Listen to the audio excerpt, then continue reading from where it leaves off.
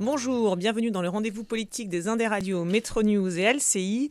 Nous recevons aujourd'hui Christian Jacob, bonjour. Bonjour. Président du groupe Les Républicains à l'Assemblée nationale. Avec moi pour vous interroger, Vincent Michelon de Métro News et Frédéric Delpech, chef du service politique de LCI. Alors nous parlons de l'état de votre groupe, Les Républicains à l'Assemblée nationale, puisqu'ils sont aussi un petit peu déchirés sur la réforme constitutionnelle de la course à la primaire qui s'accélère à droite.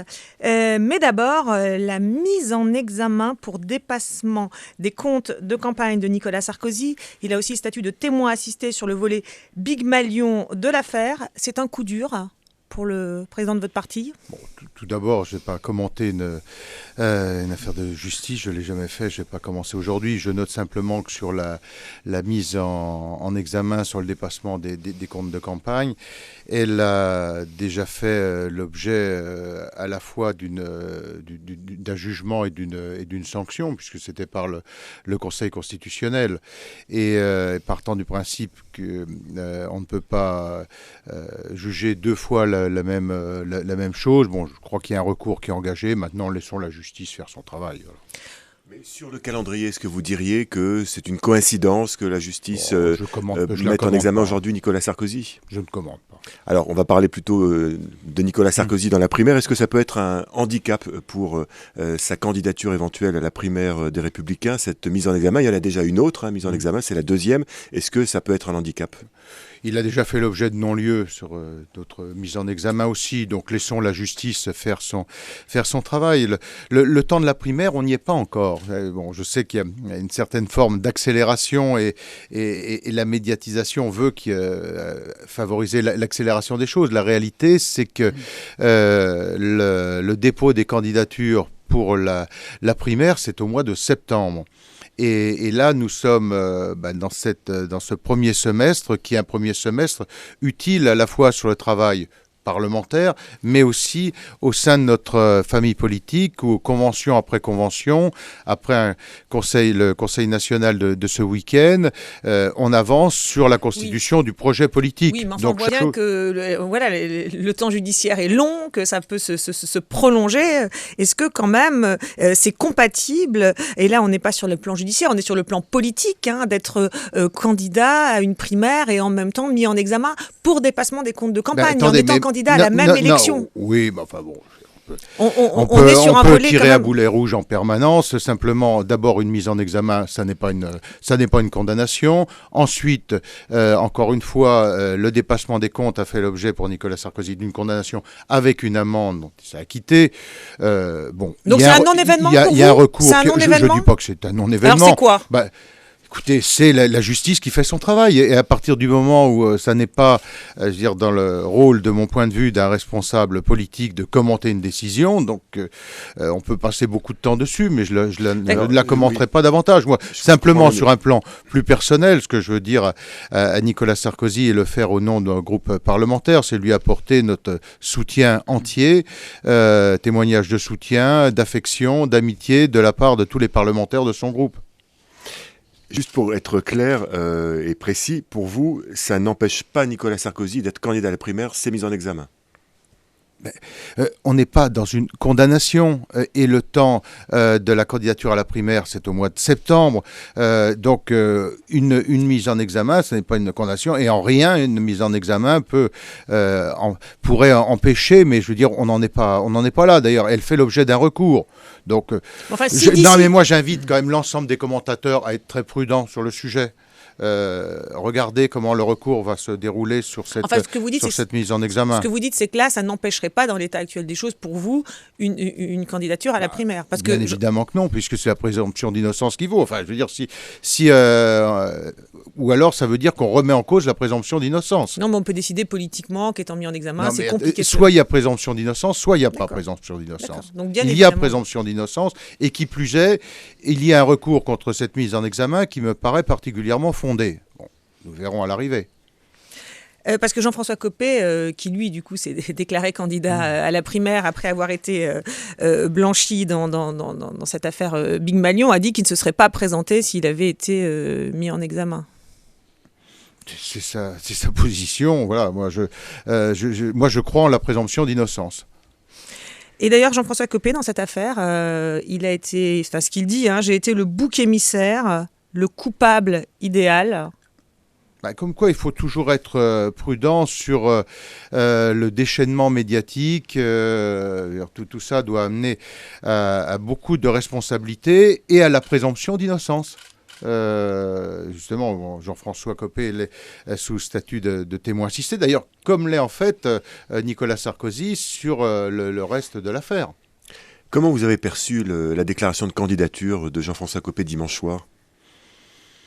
Sur un choix personnel qu'il a fait, qui n'est pas vraiment une surprise. Il avait, je pense, décidé de le faire depuis un moment. Après, c'est son choix. Vous savez, décision d'être candidat ou de ne pas être candidat à la primaire, c'est une vraie décision personnelle. C'est-à-dire qu'à un moment, est-ce qu'en son âme et conscience, on considère qu'on est en situation de devenir président de la République dans 14 mois, d'avoir à la fois un message à porter, un projet politique, et de se sentir la capacité d'être président de la République dans 14 mois. Et donc, tous ceux qui répondent à ces questions positivement peuvent être candidats à la primaire. Moi, je n'ai pas à me faire le commentateur de ceux qui doivent y être ou pas y être. Vous disiez tout à l'heure pour Nicolas Sarkozy que de toute façon, la primaire, ce serait en septembre. Est-ce que c'est pas un peu trop tôt que Jean-François Copé ou d'autres se déclarent aujourd'hui par rapport au calendrier ? Il faut que vous les invitiez, que vous leur posiez la question. Mais vous, de votre point de vue, vous disiez que là, on est dans un autre temps. Le temps de la primaire, c'est septembre. Tout à fait. Moi, je considère que le temps de la primaire, c'est septembre. Mais après, c'est pas à moi de décider qui est légitime, pas légitime, le moment d'y aller, de ne pas y aller. Encore une fois, la responsabilité que doivent avoir ceux qui décident de se porter candidat à la primaire, c'est en responsabilité de se dire, voilà, moi je me sens capable d'être et prêt à être président de la République dans 14 mois. Si on répond positivement à cela et qu'on a la capacité de porter un message politique, eh bien, on est candidat à la primaire. Je n'ai pas distribué les bons points de ceux qui peuvent y être, pas y être, il y en a quand à quel moment... Sur le timing, quand même, certains disaient, comme Éric Woerth, que se déclarer le soir où Nicolas Sarkozy parle de son projet, le week-end dernier, c'était de la provocation. Écoutez, chacun décide, encore une fois, je rentre pas... Mais non, mais c'est pas ça, mais simplement, écoutez, si vous attendez de moi des petites phrases sur mes amis, vous n'en aurez pas. Non, on veut pas des petites phrases, on veut avoir votre sentiment. Et mon sentiment, c'est que la candidature, course. c'est au mois de septembre, chacun fait en son âme et conscience au moment où il le souhaite. Et je ne vais pas me faire le petit commentateur des décisions des uns et des autres. Et chacun fait un peu pour sa pomme, quand même, c'est des décisions individuelles, on se présente c'est candidat. C'est un peu gênant, non, dans le cadre d'une discipline de parti ou d'une réflexion de groupe par rapport à une élection présidentielle? Juste, ça n'a absolument rien à voir. Ce que vous venez d'évoquer, c'est que ça n'est pas une décision de groupe. La primaire, c'est candidat à l'élection. Il y a un programme qui doit être soumis à l'ensemble des militants. Candidat à l'élection présidentielle, c'est un choix individuel. Le groupe parlementaire n'intervient pas dans ce cadre-là. Moi, sur la famille politique, sur mon parti, je pense que l'intérêt, justement, c'est d'avoir un socle politique, mais c'est ma conception des choses. Après, je ne vais pas aller porter des jugements sur les uns les autres. Moi, je considère qu'on est tous dans une même famille politique et qu'il y a intérêt à avoir un projet politique commun. Donc, c'est le travail qui se fait en interne, convention après convention, qui sera prêt, je pense, au printemps ou avant l'été, disons. Mais est-ce que, quand même, en tant que président de groupe, vous n'avez pas envie de lancer une mise en garde? Vous avez connu les déchirements entre baladuriens et chiraciens, vous avez connu les déchirements entre villepinistes et sarkozystes, au sein même du groupe à l'Assemblée. Est-ce que vous craignez pas une nouvelle guerre intestine qui se répercute dans le groupe? Non, absolument pas. Je crois que tout le monde a justement conscience que si tel était le cas, ce serait dévastateur. Et à partir de là, je pense que personne ne se risquera à cela. Vous êtes certain que les UPistes, les sarkozystes vont bien s'entendre? Non, mais le débat n'est pas là. C'est vous m'interrogez sur le groupe parlementaire. Sur le groupe, bien sûr. Et je vous dis que sur le groupe parlementaire, il n'y aura pas de déchirement parce que ce serait suicidaire que l'un ou l'autre rentre dans ce jeu. Et qu'on ne dise pas que ce sont les entourages. Ça n'existe pas. Les entourages, c'est quand le candidat, si un entourage intervient, c'est que le candidat en question a donné le feu vert pour le faire. Donc c'est de la responsabilité directe des candidats. Et je n'imagine pas qu'un seul veuille jouer à ce petit jeu qui serait catastrophique pour lui. Mais alors, on va en parler un peu plus tard. Mais même François Fillon, sur la déchéance de la nationalité, vous n'avez pas perçu des arrière-pensées? Non, on est sur des positions qui sont différentes, qui ont été arbitrées au sein du groupe. On n'a pas eu une position unanime, je le regrette, mais voilà, il y a eu 2 tiers, 1 tiers, et ça s'est fait dans un climat tout à fait serein et qui n'occasionne aucun déchirement.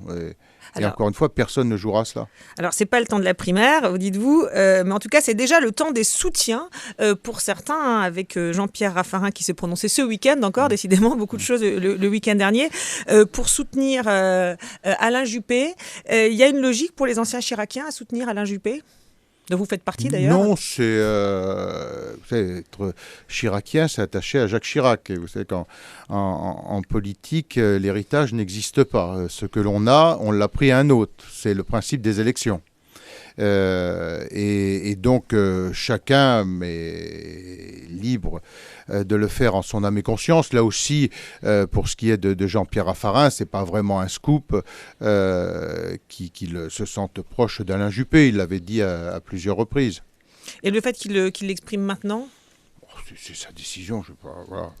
Et vous-même, alors, vous allez Moi, je prendrai position, je l'ai dit, qu'au mois de septembre. D'abord parce que c'est la période où les candidats seront connus.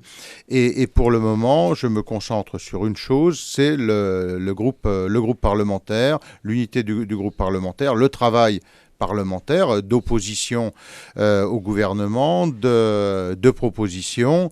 Et à l'automne, eh bien, pour la rentrée d'octobre, on sera en quelque sorte dans le tunnel des présidentielles. Et c'est à ce moment-là que je prendrai position. Mais est-ce qu'il ne serait pas plus simple finalement que tout le monde se mette d'accord derrière Alain Juppé, qui a l'air de caracoler en tête des sondages et qui semble faire une certaine unanimité? Oh, je vous invite à beaucoup de prudence sur ces sujets. Vous savez, vous faisiez référence à mon engagement auprès de Jacques Chirac, comme Alain Juppé d'ailleurs.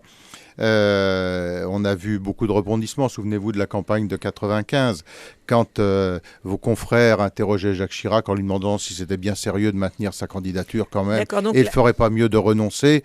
Ça occasionne beaucoup de rebondissements, tout simplement parce que là aussi, il faut respecter les temps. Et les Français aujourd'hui ne sont pas dans le temps de l'élection. Et c'est quand ils arrivent dans ce temps de l'élection qu'ils font le choix. Et d'ailleurs, on voit qu'ils le font de plus en plus tardivement. Donc, pour vous, la popularité dans les sondages, quand vous devrez prendre cette décision en septembre, ne sera pas un critère? Non, la popularité, c'est toujours un critère. C'est une photographie à un moment donné. Mais après, ce qui compte, c'est de faire en sorte que nous soyons tous rassemblés et unis derrière celui qui gagnera la primaire fin novembre. Et pour cela, il faut éviter d'avoir des phrases définitives sur les uns et les autres, laisser la campagne se dérouler avec son lot de passion, parce qu'une campagne, il y a toujours une partie de passion, mais en même temps de le faire avec sérénité, parce que ce qui compte, c'est le rassemblement fin novembre. Mais vous qui connaissez bien Alain Juppé, puisque effectivement vous étiez dans le camp aussi, vous savez, dans le camp des Chiraciens, mais est-ce que vous êtes étonné de sa résistance? On l'avait dit, Alain Juppé, ça va se dégonfler, il va pas tenir. Visiblement, c'est pas le cas. Vous êtes étonné de sa combativité? J'ai le sentiment là qu'on soit dans un match, une combativité à ce stade. Le temps du débat sur la primaire, encore une fois, démarrera en septembre, lorsque l'ensemble des candidats seront connus. Donc aujourd'hui, on est sur des candidats potentiels qui envisagent d'être candidats à la primaire, parce qu'il faut avoir les soutiens de parlementaires, d'élus locaux dans les différents départements de France, etc. Donc on n'en est pas là. Donc vous relativisez toute la popularité d'Alain Juppé? On verra. Non, je relativise rien. Je regarde les sondages comme vous et comme tous les observateurs, mais je n'en tire pas conséquence à ce stade pour le résultat de la primaire. 7 candidats quand même déjà déclarés aujourd'hui. On attend Bruno Le Maire, Nathalie Kosciusko-Morizet au mois de mars. Ça fait quand même pas beaucoup. J'ai eu l'occasion de dire souvent que la réussite de la primaire n'est pas proportionnelle au nombre de candidats. Donc je ne fais pas partie. Bon, d'abord, au départ, je n'étais pas un chaud partisan de cette primaire, c'est le moins qu'on puisse dire. Ceci étant, maintenant, elle est décidée, donc on n'en discute plus, on la met en place dans les meilleures conditions. Ensuite, je ne suis pas persuadé qu'il faille effectivement qu'il y ait pléthore de candidats. Mais bon, là, on parle de candidats qui se mettent sur la ligne de départ. À l'arrivée au mois de septembre, il y en aura peut-être moins. Vous espérez que certains vont se retirer? Non, j'espère pas, mais bon. Mais un peu d'expérience m'amène à dire qu'entre l'ambition qu'on peut avoir à un moment donné et le principe de réalité qui s'imposera à tous au mois de septembre, il peut y avoir une marge. Est-ce que vous qui connaissez bien les parlementaires, vous pouvez nous dire si, oui ou non, Nathalie Kosciusko-Morizet et Nadine Morano auront suffisamment de parlementaires pour signer? Non, je ne peux pas répondre à cette question, je ne sais pas. Ça, c'est... Encore une fois, la primaire, ça n'est pas de montrer son existence politique, c'est de se dire, est-ce que je me sens capable et investi dans 14 mois d'être président de la République? C'est ça la question de la primaire. C'est pas je veux mesurer combien je pèse politiquement et je veux négocier un strapontin ministériel. Certains sont dans cette démarche aujourd'hui? Non, je ne pense pas. Mais... je pense qu'il n'est pas stupide de se poser cette question et de ramener la primaire à ce qu'elle doit être. Et juste pour finir sur Alain Juppé, comment vous expliquez sa popularité beaucoup plus haute que celle de Nicolas Sarkozy aujourd'hui? Même si on est encore loin de la primaire, mais comment vous l'expliquez? C'est compliqué. Je pense qu'il y a des enquêtes qualitatives pour pouvoir le dire. En même temps, Nicolas Sarkozy a choisi un chemin qui est celui de la responsabilité, mais qui génère davantage de difficultés. C'est celui de rassembler sa famille politique. On a objectivement tous été heureux de le voir revenir et de remettre la famille politique en marche. Simplement, c'est un chemin qui est plus compliqué. C'est pour cela qu'il faut... la popularité, c'est important. C'est un élément qui compte. En même temps, nous ne sommes pas dans la campagne des primaires. On y sera au mois de septembre lorsqu'on saura exactement qui est candidat. Et les 2 mois de campagne, c'est à ce moment-là qu'ils se feront.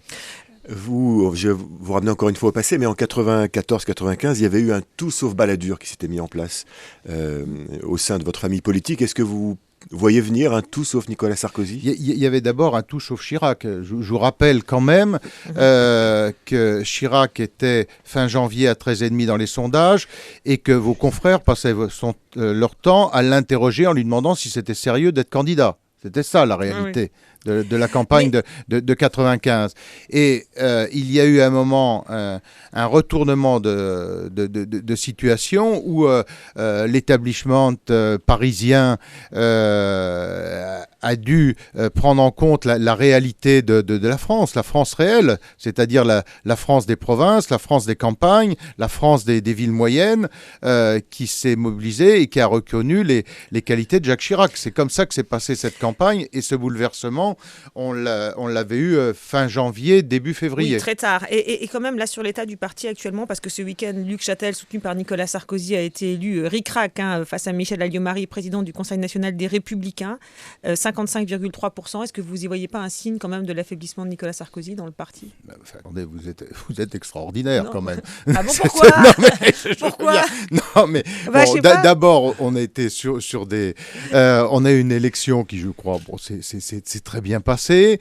Sur un poste qui auparavant était nommé, donc dans un souci démocratique de donner la parole aux militants, d'ouvrir ce poste plutôt que de nommer à candidature. Il y a 2 candidats qui ont fait d'ailleurs une campagne qui s'est extrêmement bien déroulé, d'ailleurs de l'avis de l'un comme de l'autre, avec un résultat, 55-45, qui est, en politique, qui est un résultat net. Vous savez, le nombre de gens d'élus qui sont très heureux à 55%. Donc aucun signe, contrairement à ce que les commentateurs, là encore, ont pu dire.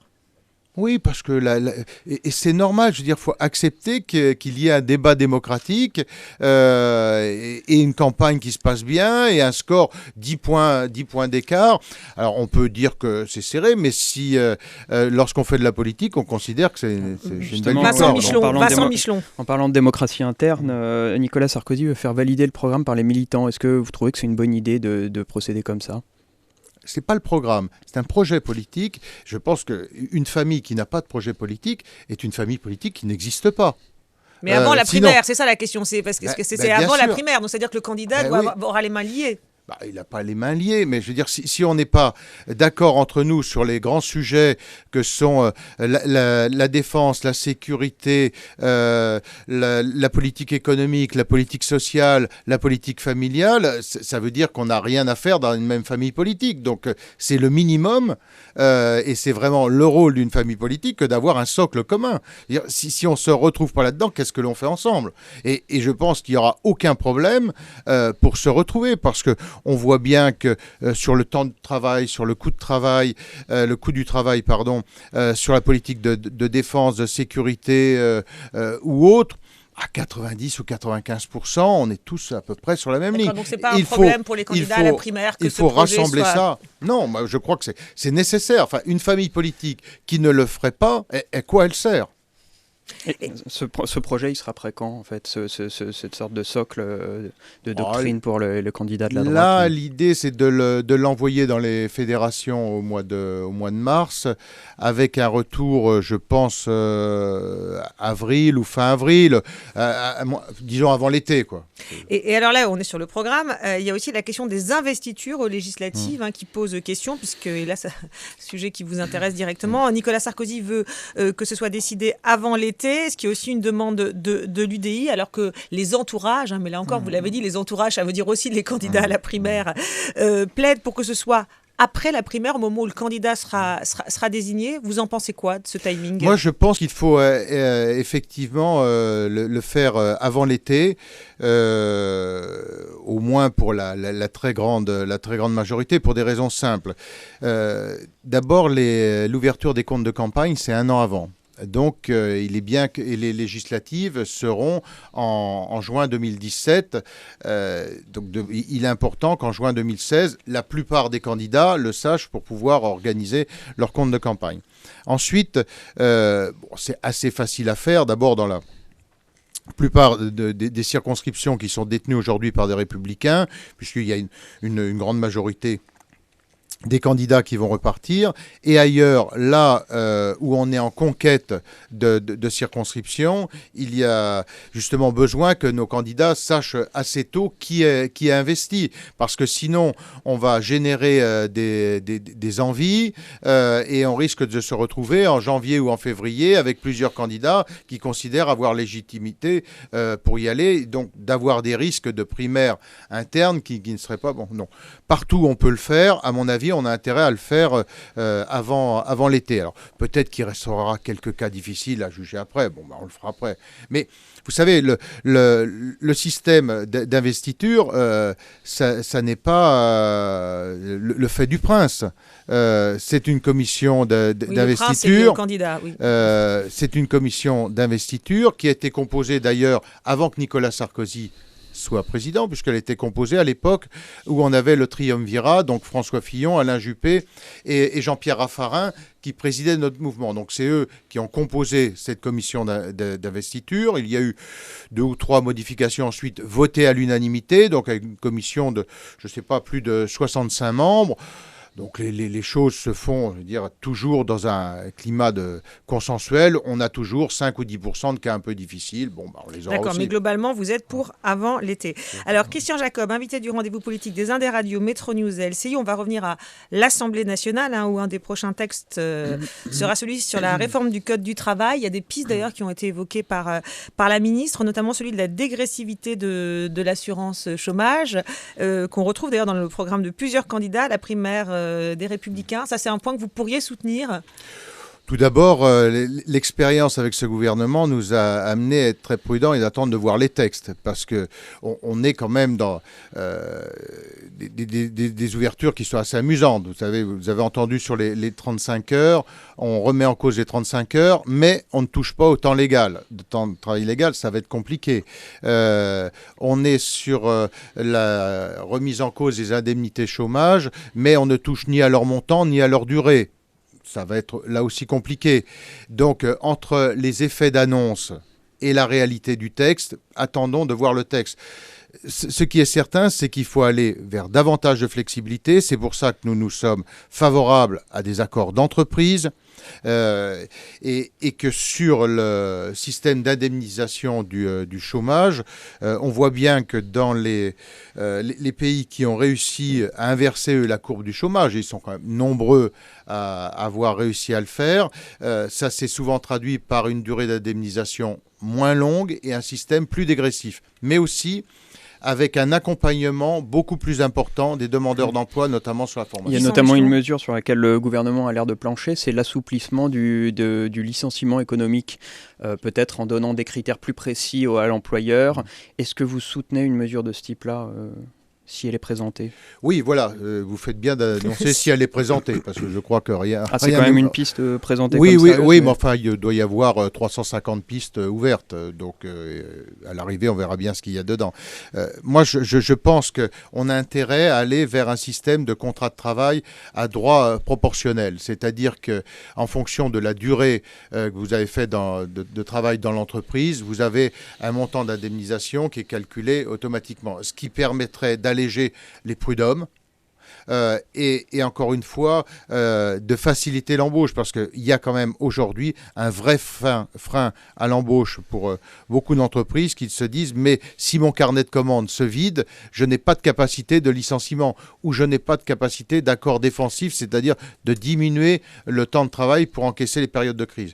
Donc tout ce qui va dans l'assouplissement, la flexibilité et la capacité de réactivité des entreprises va dans le bon sens. Mais d'expérience, je suis très prudent sur ce qu'il y aura dans la réalité. Et même si, comme ça a été évoqué, ça peut passer par ordonnance, parce qu'on imagine bien qu'une majorité de la gauche puisse se soulever contre une mesure comme ça. Je parle du licenciement économique. Si ça passe par ordonnance, c'est choquant pour vous ou ça peut, Oui, je ne suis pas fanatique, moi, des ordonnances.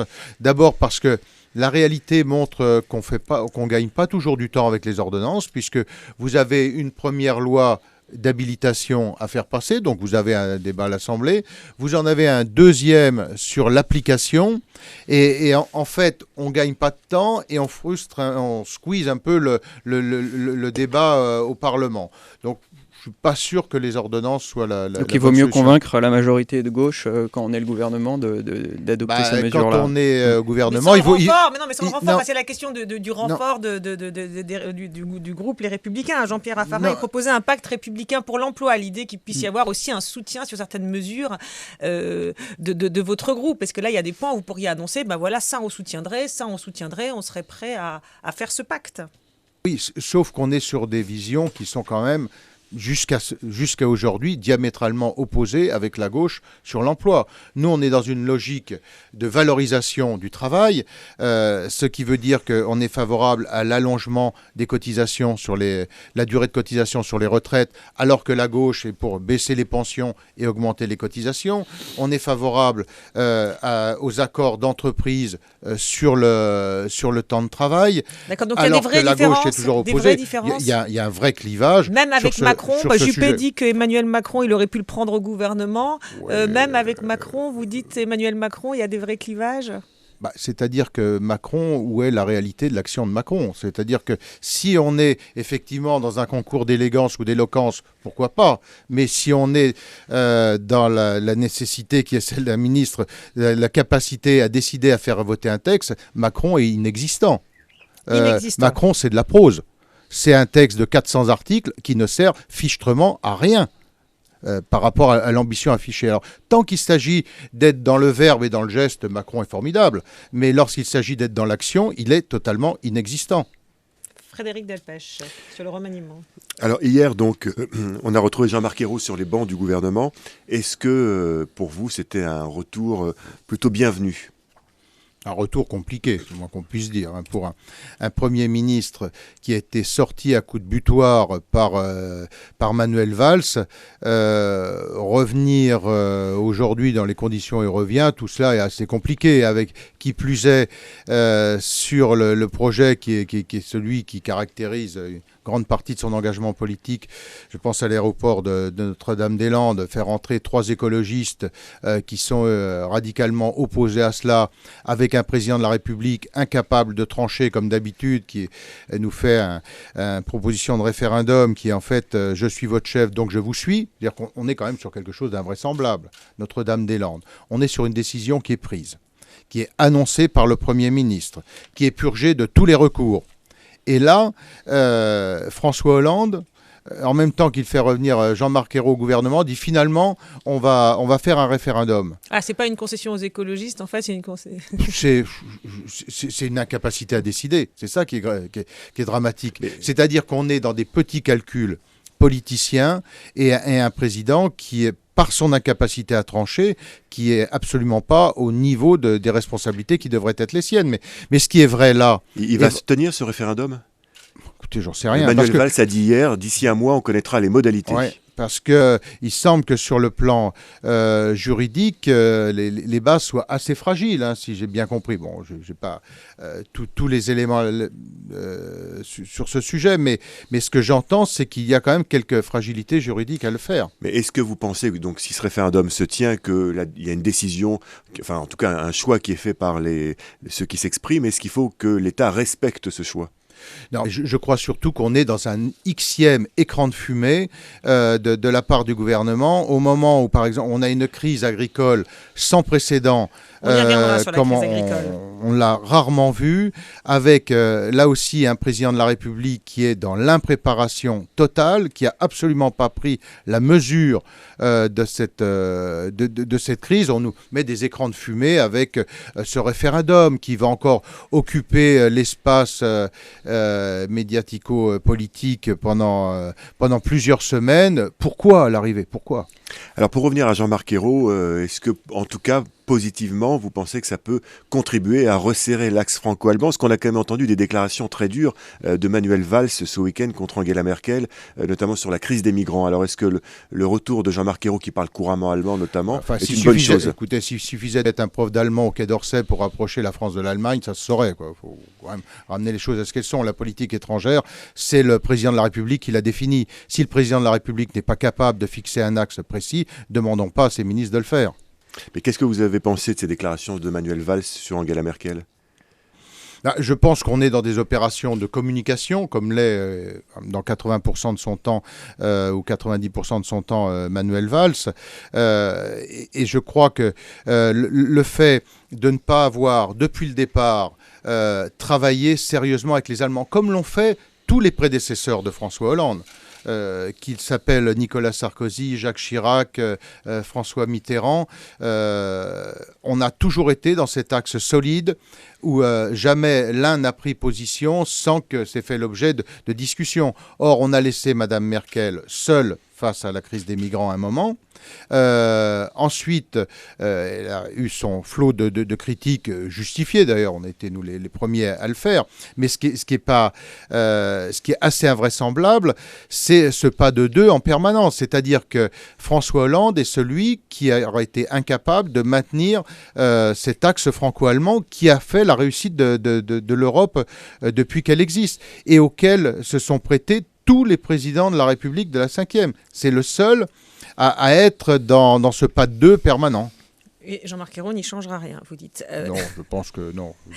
Autre information, là, c'est donc avec le départ de Laurent Fabius, hein, donc pour le Conseil constitutionnel, il devait être président de la COP21. Finalement, il a renoncé.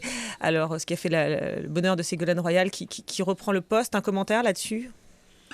C'est les petits arbitrages politiciens en interne de la Cour autour du président de la République. Bon, laissons les... Je pense objectivement qu'il aurait été meilleur président que l'autre. Vous n'avez pas un commentaire de fond là-dessus? Non, je n'ai pas de commentaire. Je crois qu'il était effectivement compliqué d'être et président du Conseil constitutionnel et de continuer l'action politique à la COP21, parce que malgré tout, elle est politique. Donc, il aurait été soumis à des arbitrages politiques, et ce n'est pas ce que l'on attend de la part du président du Conseil constitutionnel. Donc, je pense que c'était compliqué pour Laurent Fabius de maintenir les deux. C'est pas une bonne décision, mais voilà, c'était compliqué de faire les deux.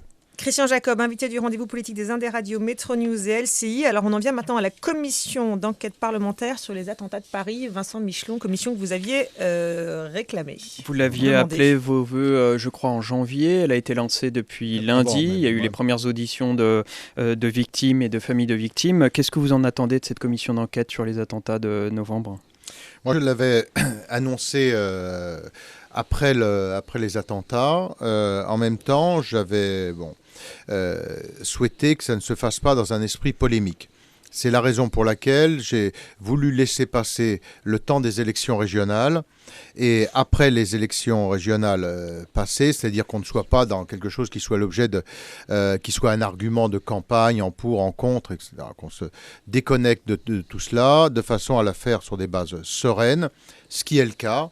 Et aujourd'hui, ce qu'on en attend, c'est que toute la transparence soit faite sur l'action des pouvoirs publics depuis janvier 2015, depuis les attentats de Charlie Hebdo, de l'Hypercacher, etc., toute cette vague d'attentats.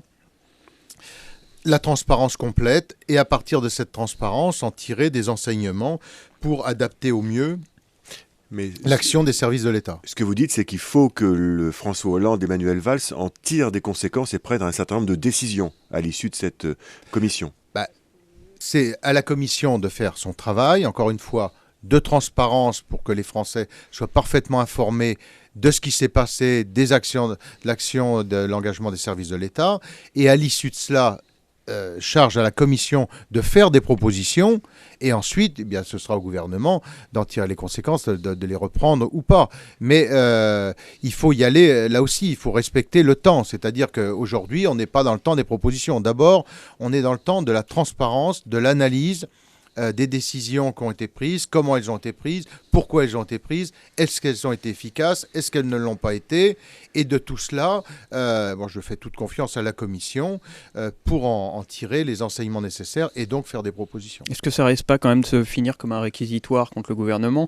On a vu l'opposition assez souvent critiquer les mesures du gouvernement depuis janvier 2015. C'était insuffisant, il fallait peut-être prendre en compte le danger avant, c'est ce qu'on a entendu.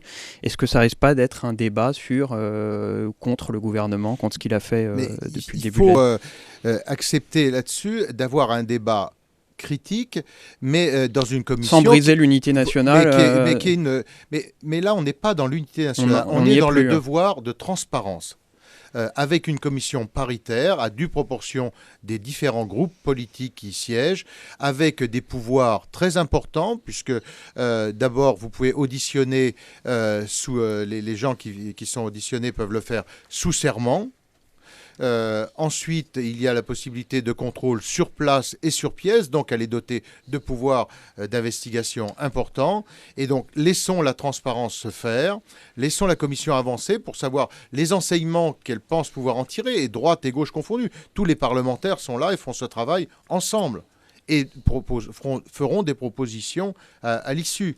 Donc, encore une fois, respectons le temps et le travail de fond qui est nécessaire. Il y a pour 6 mois de travail, donc laissons travailler. Est-ce que tout doit être mis à plat, notamment par exemple l'action des secours au moment des attentats, parce qu'on a vu les victimes ou les familles de victimes commencer à en parler lors des premières auditions, disant il y a eu des couacs au début, dans les premières heures, pendant la prise d'otage du Bataclan. Est-ce qu'il faut tout mettre à plat Il faut que la transparence totale soit faite. C'est pour cela que je n'ai pas voulu que cette commission parlementaire se fasse à chaud ou se fasse pendant la campagne des régionales. J'ai souhaité le déconnecter de façon à le faire sereinement, mais transparence totale. Ce serait irresponsable de notre part de ne pas aller au bout des choses. Alors, il y a une limite, c'est ce qui relève du secret défense. Bon, bien évidemment. Mais sinon, au-delà de cela, on doit faire la transparence, on la doit aux Français. Alors, autre suite des attentats à la réforme constitutionnelle avec sa fameuse déchéance de nationalité votée à l'Assemblée, avec le renfort de 111 parlementaires des Républicains dont vous-même. Hein. Ce texte va maintenant aller au Sénat. Et alors là, ça va être plus compliqué puisque les sénateurs, les Républicains, veulent revenir à une version antérieure en réintroduisant le critère des binationaux, ce qui veut dire qu'à l'Assemblée, le texte ne serait plus voté par une partie des socialistes. Bref, que demandez-vous ? Est-ce que vous demandez aujourd'hui à vos homologues du Sénat de ne pas revenir à cette version antérieure du texte et de repartir de la version votée à l'Assemblée ? Non, je crois que je l'ai dit clairement dans l'explication de vote. Tout d'abord, si on refait la genèse de cette affaire, moi je n'étais pas convaincu, je l'ai dit d'ailleurs au Congrès, de la nécessité de passer par une révision constitutionnelle. Le président de la République l'a décidé. C'est sa prérogative et c'est sa responsabilité. Donc il s'est engagé dans une révision constitutionnelle. J'entendais de manière d'ailleurs un peu surprise la semaine dernière, jeudi dernier, dans son intervention télévisée, où il expliquait que ça pouvait être long. On est un peu surpris que le président de la République... surtout qu'il ne fallait pas que ce soit trop long non plus. Oui, mais enfin... Donc ça ouvre la porte peut-être à un abandon de la mesure. Oui, mais sauf qu'il est président de la République, il a été parlementaire pendant plus de 20 ans. Donc je pense qu'il connaît la procédure. Et qu'une révision constitutionnelle, ça n'est pas une lettre qu'on met à la boîte. Mais comment vous l'interprétez dans cette phrase de François Hollande, d'ailleurs c'est assez invraisemblable qu'il fasse cette découverte en disant que ça pouvait être long. On pense qu'il aurait dû peut-être y regarder à deux fois. Ensuite, j'ai cru comprendre qu'il n'écartait pas l'idée de se trouver une porte de sortie. On est dans de François Hollande tel qu'on le connaît, sur sa grande capacité à décider et à trancher. Et donc aujourd'hui, moi, quand j'ai fait l'explication de vote et ce qui a justifié notre vote, c'est de dire que le texte tel qu'il était écrit à l'Assemblée ne nous convenait pas. Simplement, moi je souhaite que la déchéance de nationalité s'applique pour tous ces individus qui portent les armes contre la France, contre nos militaires, nos policiers, nos gendarmes qui massacrent des innocents au Bataclan ou ailleurs, qu'il y ait la déchéance de nationalité. Et donc, on n'allait pas être ceux qui allaient bloquer ce projet. C'est la raison pour laquelle nous avons voté pour qu'il aille au Sénat et que le processus législatif continue. Mais si les sénateurs détricotent tout... Mais si on ne l'avait pas voté, nous les Républicains, on n'en parlerait plus aujourd'hui. Il n'y aurait plus de déchéance de nationalité. Or, moi, je souhaite qu'il y ait une déchéance de nationalité, mais simplement, il faut que le texte soit réécrit correctement. Or là, on voit bien que ce texte, aujourd'hui, crée des apatrides et qu'il y a la nécessité, de la même façon que l'idée du texte d'application, de renvoyer devant le juge judiciaire. Je pense que ça n'est pas une bonne chose. Il faut rester sur une décision d'un décret du ministre de l'Intérieur avec avis conforme du Conseil d'État qui permet d'être beaucoup plus rapide et beaucoup plus efficace. Sinon, on se retrouverait peut-être dans un système où il y aurait moins de déchéance de nationalité après la révision qu'avant.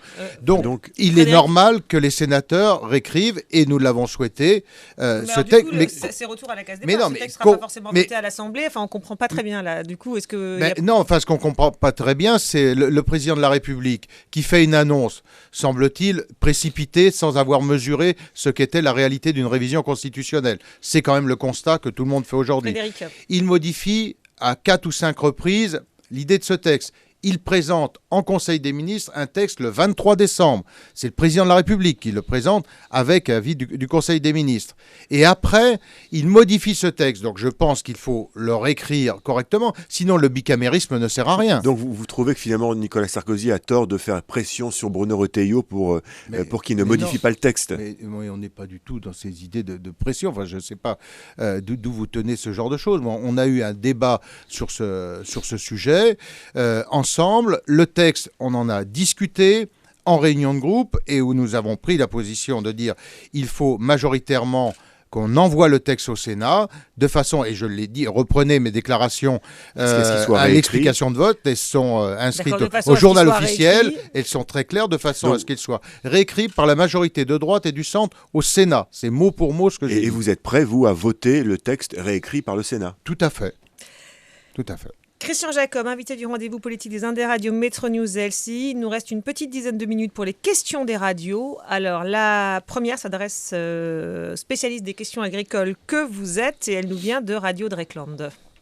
Bonjour Monsieur Jacob. Bonjour. Crise de l'élevage, difficultés réelles dans la filière maraîchère et laitière, problème latent de compétitivité. Le monde agricole, vous l'avez remarqué, traverse une nouvelle crise. En Alsace, ce secteur subit également la concurrence de l'Allemagne toute proche. Alors quels sont, selon vous, les leviers qui n'ont pas encore été actionnés par les gouvernements successifs pour redonner confiance à ce secteur et surtout une trésorerie aux agriculteurs les plus durement touchés? Il y a ce qui relève du court terme et ce qui relève du moyen et long terme.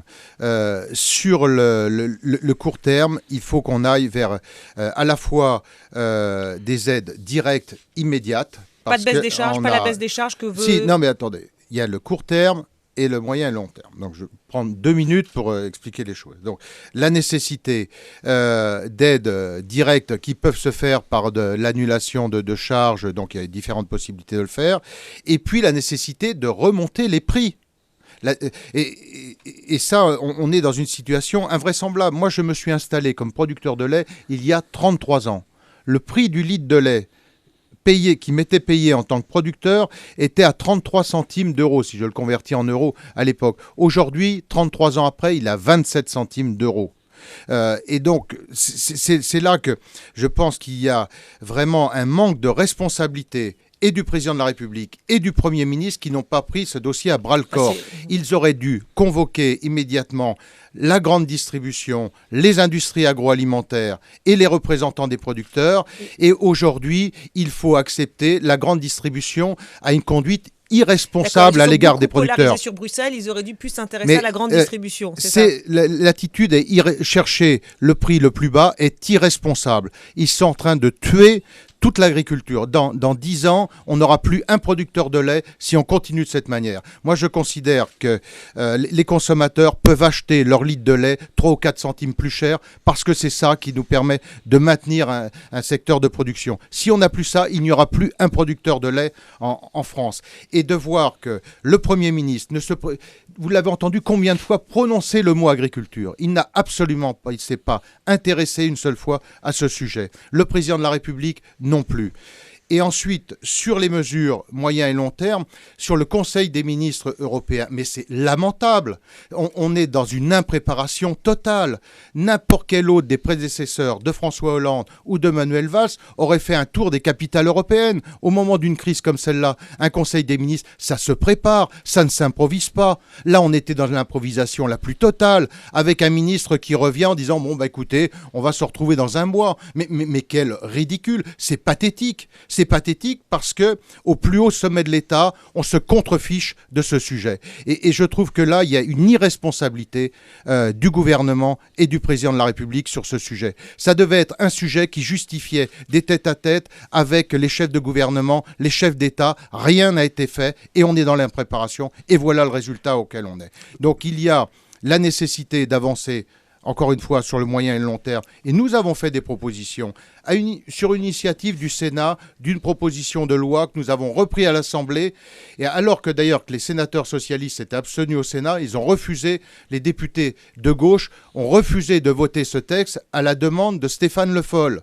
Alors qu'il y avait dedans justement des propositions à la fois d'allègement de charges, d'allègement des normes qui plombent aujourd'hui les trésoreries et la compétitivité. Est-ce que vous pensez que l'accueil va être houleux au Salon de l'agriculture la semaine prochaine pour François Hollande ? Je pense que ça peut effectivement être le cas, mais je veux dire, il faut dépasser cela. Il faut qu'aujourd'hui, le président de la République se saisisse de ce dossier. Et encore une fois, ça justifie des tête-à-tête avec les chefs d'État, les chefs de gouvernement. Il n'a rien fait. D'accord, sur la méthode. Alors, c'est pas de la méthode. C'est qu'aujourd'hui, les paysans sont en train de crever. Bien sûr, et quand les paysans crèvent, c'est 20% des actifs français qui sont en cause aujourd'hui. Parce que c'est l'ensemble du secteur de l'agroalimentaire. Personne ne s'en sortira si on ne maintient pas une activité de production. Et pratiquement, 17 ou 18% des actifs français dépendent de l'industrie agroalimentaire. C'est ça qui est en jeu. Et c'est pour ça que ce gouvernement est irresponsable sur cette crise. On passe maintenant à une question sur un sujet complètement différent. Jérôme Jarny d'Active Radio à Saint-Étienne à propos d'une décision du nouveau président de sa région. Christian Jacob, bonjour. Ici en Auvergne-Rhône-Alpes, le nouveau président Laurent Wauquiez, qui est aussi le numéro 2 de votre parti, souhaite installer des portiques de sécurité à l'entrée de tous les lycées de la région. Alors une pétition circule depuis quelques jours. Les opposants à cette mesure estiment qu'elle est contraire aux valeurs de l'école. Ma question est simple, êtes-vous favorable à ces installations ? Moi, je suis tout à fait favorable à faire une expérimentation. C'est ce que Laurent Wauquiez a décidé. Vous savez, c'est un peu le même débat qu'on avait eu sur les caméras. Moi, je suis maire de Provins. Quand j'ai installé des caméras devant les collèges et les lycées, j'ai eu effectivement quelques cris d'orfraie en me disant « Mais comment cela ? Vous avez filmé nos enfants ?» Oui, parce que les dealers, vous savez, on les retrouve à la sortie, à l'entrée des collèges et des lycées. Les dealers, ils ne sont pas très éloignés des collèges et des lycées. Donc, il y avait la nécessité de vidéoprotection. Et de la même façon, là, il faut tester. Je ne dis pas que c'est la solution idéale, mais l'idée d'une expérimentation est, de mon point de vue, une bonne idée. Et pour finir, une question de Radio Orient posée par Loïc Barrère. Christian Jacob, bonjour. Bonjour. Récemment, on a assisté à une passe d'armes entre le président de l'Observatoire de la laïcité, Jean-Louis Bianco, et le Premier ministre Manuel Valls autour de la laïcité. Alors, voici notre question. Quelle est votre définition de la laïcité ? La laïcité, c'est d'abord le respect des libertés dans un cadre commun qui est notre socle républicain. C'est la possibilité que chacun doit pouvoir avoir d'exercer librement son culte, mais en même temps en respectant les espaces publics. C'est ce qui a justifié la loi contre la burqa, c'est ce qui a justifié la loi contre le port du voile, et c'est là que nous devons trouver l'équilibre. Le religieux ne doit pas empiéter sur ce qui est du socle républicain. Alors, il nous reste 30 petites secondes pour une dernière question de Frédéric Delpech. Question courte, réponse qui, à mon avis, sera courte. Oui, on vous a entendu très sévère tout au long de cette émission sur François Hollande. Est-ce que vous pensez qu'il sera candidat à sa réélection ? Et ça, c'est au Parti socialiste de répondre à cette question. C'est à lui d'abord. Je crois que lui fait tout pour l'être. C'est-à-dire qu'il est prêt d'ailleurs à toutes les compromissions. On l'a vu dans le dernier remaniement. Si on voulait un argument, on l'a. On est sur un remaniement qui est purement politicien et qui n'a rien à voir avec l'intérêt général du pays. Et le Parti socialiste, donc ? Charge au PS de choisir son candidat. S'il considère que François Hollande est le meilleur candidat, ma foi, je ne vais pas me mêler du PS. Bon, vous avez des débats internes au PS. Les 7 candidats aux primaires chez les Républicains. Et on n'est pas encore en septembre, je vous l'ai dit. Il y en aura peut-être moins d'ailleurs. Bon, Christian Jacob, merci d'avoir participé au rendez-vous politique des Indes radios, Métro News et LCI. Merci à vous.